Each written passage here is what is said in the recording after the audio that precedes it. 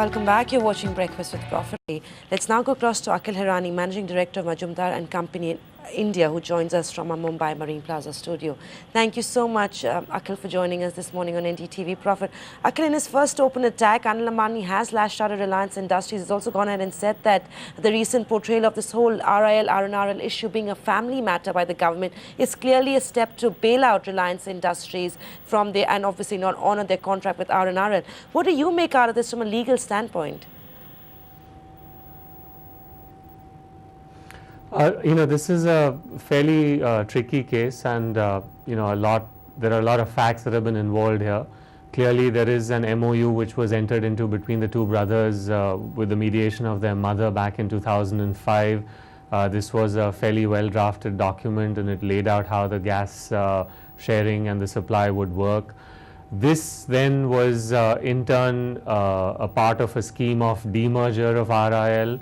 And so although the MOU per se was not reflected in the scheme, but the MOU was acted upon and the scheme reflected the intention of the parties in the MOU.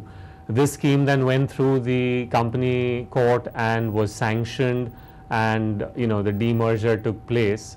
And then it was this scheme which was subsequently challenged before the Company Law Board, and then in the High Court and now in the Supreme Court. So, a lot of different facts have happened over the last 4 years. Clearly the one fact which is well established is that both the brothers, and the family did act upon the MOU, because the, portions of the MOU were reflected in the scheme of demerger. This in turn was reviewed by the company judge, and the company judge also relied on certain correspondence that had taken place. The other issue of whether this was beneficial for the shareholders is also not an issue anymore, because obviously a scheme of demerger would not go through if there was not the majority shareholding required under the Companies Act. So, it's quite clear that there have been steps that have been taken on this MOU. Okay, let me just interrupt you there and just sort of spin it forward a little bit. Now, after Anil Ambani's comments yesterday, two things came out.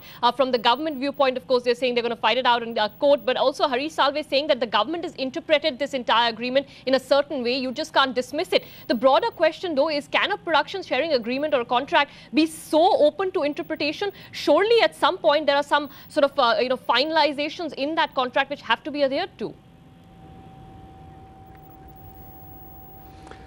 See, the production sharing agreement is an agreement which provides for two types of gases or two types of sharing arrangements of the gas that is going to come out. One is the profit gas, and then the other is the contractor's gas. Now, the government under that agreement has a right on the profit gas, which is the fact that the government owns that reserve and owns the KG basin and its sovereign property, and so when a contract has been awarded to somebody to extract that gas, then the government gets an entitlement to a royalty or a profit share, and so that is well covered in the profit share agreement. Once the profit share of the government is given to the government, then under the agreement what is provided is that the contractor, which is RIL, is free to dispose of the gas as it deems fit. Now, in this case, the bone of contention that has arisen is that the contractor's share of the gas is agreed to be provided to RNRL at the reduced price of $2.34 US, whereas the current price or the other price of $4.2 is what RIL now seeks. So I think the issue here is that the government has entered into the agreement with RIL. The government's share on the profit gas is not in dispute. Once that gas is not in dispute, then what the contractor does and what it sells its share of the gas, can the government intervene in that? Does the government have a say in that? So that is the key interpretational issue under the production sharing contract. And frankly, I'm sure there are provisions in that agreement which provide for arbitration or dispute resolution. And if there is an interpretational issue, then obviously government, RIL and the RNRL folks have the right to actually go through the dispute resolution mechanism for the interpretation of that particular issue. In any event, this has now come through the through the Bombay High Court to the Supreme Court, and it appears that the Supreme Court will be involved in this decision-making process.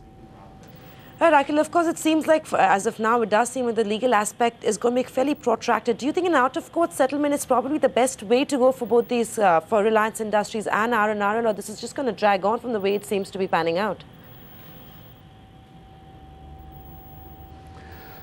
My view is that I think the parties have all come too far. I mean, they're pretty much at the last stage here in the Supreme Court, and this has been going on for a good 4 years. So, if there was any settlement that should have happened, it probably should have happened some time ago. At this stage, I don't really think that there'll be an out-of-court settlement.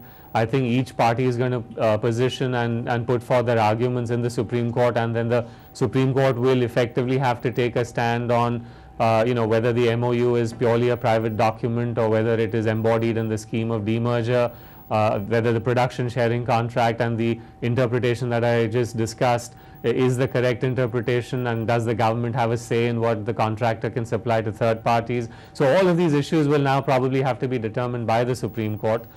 In my view, I think even if one can't predict how this goes, I think the Bombay High Court judgment is a fairly lengthy and a fairly reasoned judgment, and so they've looked into a lot of prior case law, and it's reasonably well drafted.